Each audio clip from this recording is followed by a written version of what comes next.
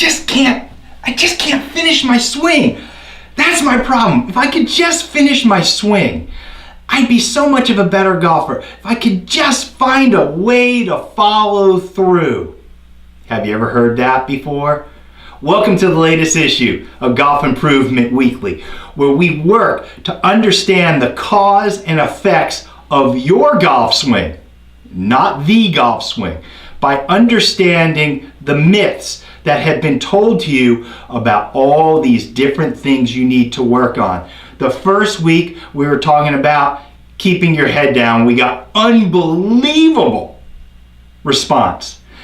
Last week we were talking about keeping your left arm straight.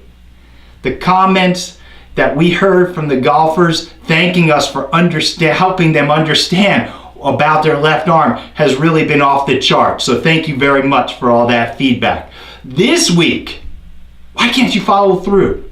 Why can't you finish the swing? Why are you getting stuck back here? Do you look like this when you swing? Or do you look like this? So many golfers look like the latter. Why can't you get forward? Well, one thing is, we find your center of gravity is too far back. Now, a lot of people say, oh, my problem is, Mark, I'm swaying on my backswing.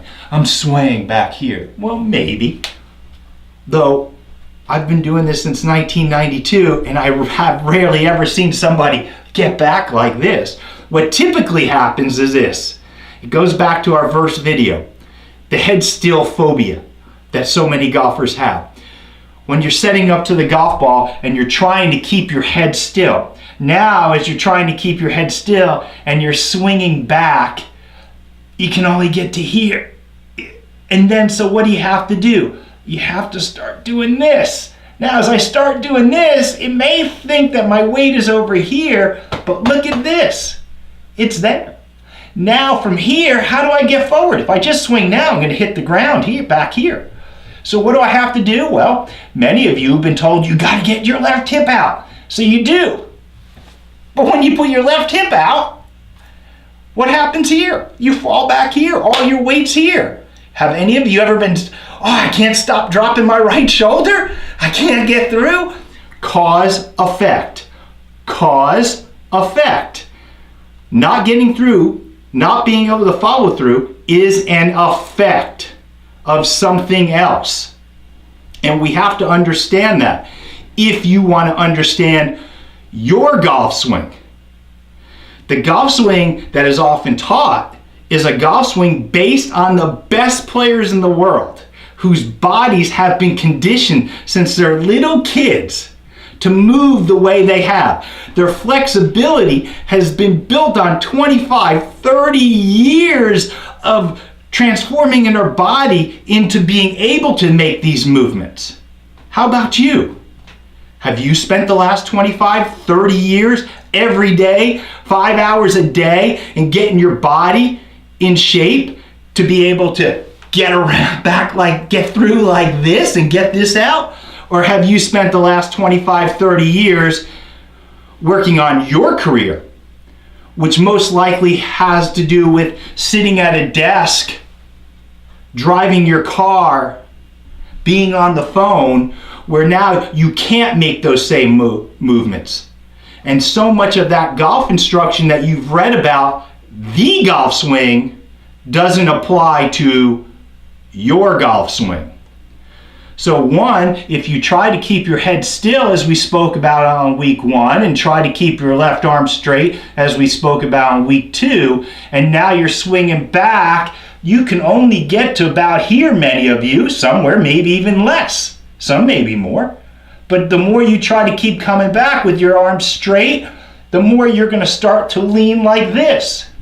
Now, as I start to lean like this, how am I going to get through? The only way really to get through here now is to jack this hip out, which is going to counterbalance me where? Here. Where's all my weight? It's way back.